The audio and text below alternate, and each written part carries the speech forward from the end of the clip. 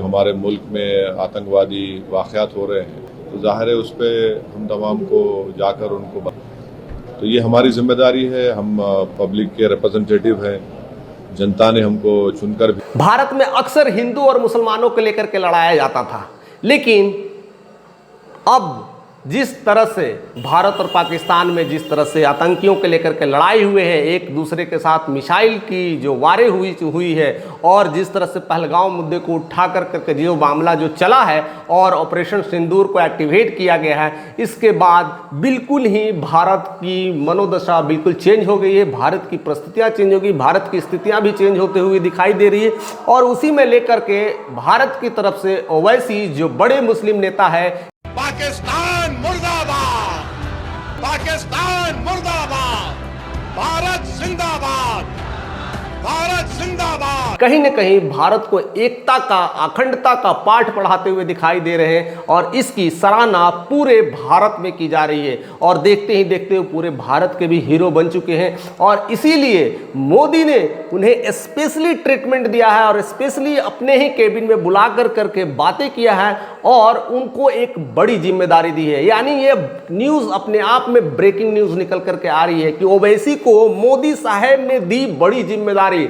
ऐसा बहुत कम देखने को मिलता है क्योंकि ओवैसी हमेशा मोदी के खिलाफ ही बात करते हैं, हमेशा बीजेपी के ओपोनेंट में बात करते हैं और मुसलमानों को दूसरे दर्जे का शहरी बनाने का इनका मकसद है। ऐसी स्थितियों में मोदी ने उन्हीं को चुना है बड़ी जिम्मेदारी देने के लिए। यानी अब भारत का जो स्वरूप है, अब भारत का स्वरूप है जो अखंड भारत की तरह रिप्रेजेंट करता है, अब देखने को पूरी दुनिया को मिलने वाला है। यानी पूरी दुनिया को यह मैसेज मिल चुका होगा कि मोदी और ओवैसी एक साथ मीटिंग कर रहे हैं, बातें कर रहे हैं, एक दूसरे को जिम्मेदारी दिखा रहे हैं और करने के लिए भेजा जा रहा है। यानी भारत में ऐसे कई सारे जो करीब 25-30 सांसदों को इकट्ठा किया जा रहा है और भारत में जिस तरह से ऑपरेशन सिंदूर का मामला एक्टिवेट हुआ था उसको अभी तक पूर्ण विराम नहीं लगा है। अब उसको एक नई नीति के तहत अब एक नई अंजाम दिया जा रहा है क्योंकि आए दिन पाकिस्तान कुछ न कुछ ऐसे कांड कर रहे हैं, ऐसी घिनौनी हरकत कर दे रहे हैं। या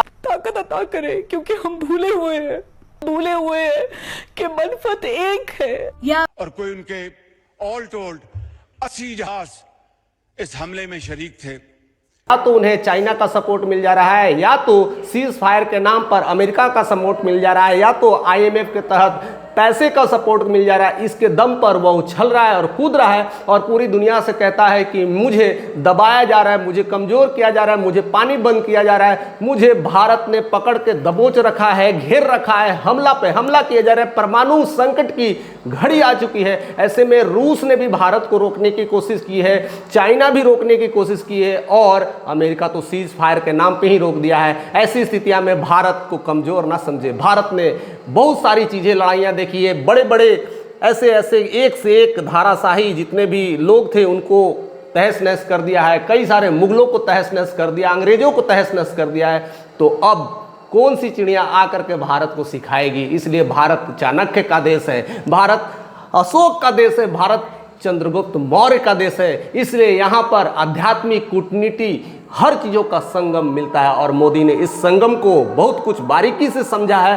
अब भारत एक नई कूटनीति योजना के तहत अब नई चालें चल रही है और नई सारे ऑपरेशंस के तहत, ऑपरेशन सिंदूर के तहत एक नया और अभी ऑपरेशंस करने जा रही है। यानी कुछ ऐसे नेताओं का लिस्ट तैयार किया जा रहा है जो कि नॉन बीजेपी का हो, इवन बीजेपी का भी हो और सिर्फ मोदी का नहीं हो, देश का हो, और उसमें ओवैसी का लिस्ट शामिल है। साथ साथ कांग्रेस के बड़े नेता शशि थरूर को भी लिस्ट में लिया गया है और सलमान खुर्शीद जो बड़े नेता हैं उनको भी शामिल किया गया है। साथ साथ ऐसे लोगों को शामिल किया है।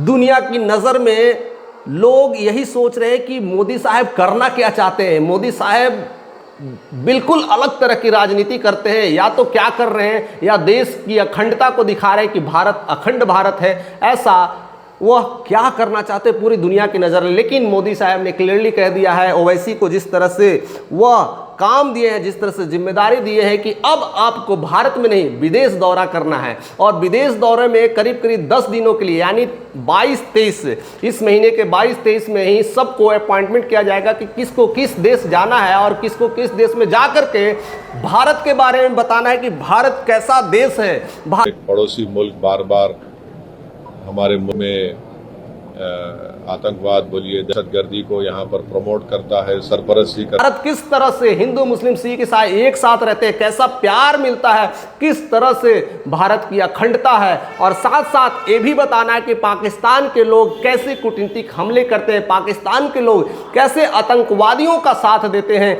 कैसे डायरेक्टली नहीं तो इनडायरेक्टली उसको गिरोह को पालते हैं, और सब कुछ वैश्विक न्यूज़ की तरह सारे नेताओं को इस तरह से रिप्रेजेंटेटिव करने का मोदी जी ने एक टीम तैयार किया है। और खास करके ऐसे में 30 सांसदों को लिस्ट आउट किया गया, उसमें से करीब 20 सांसद कंफर्म लिस्ट में है कि वो जाएंगे ही जाएंगे और दुनिया के ऐसे से तमाम देशों में विजिट करेंगे और बता देंगे कि पाकिस्तान कैसी हरकतें करता है, कैसे आतंकवाद को पालता है, और उसमें जिस तरह से ओवैसी हीरो नज़र आते हैं, पाकिस्तान की मोर्चा को खोल के रखते हैं, तार तार कर देते हैं।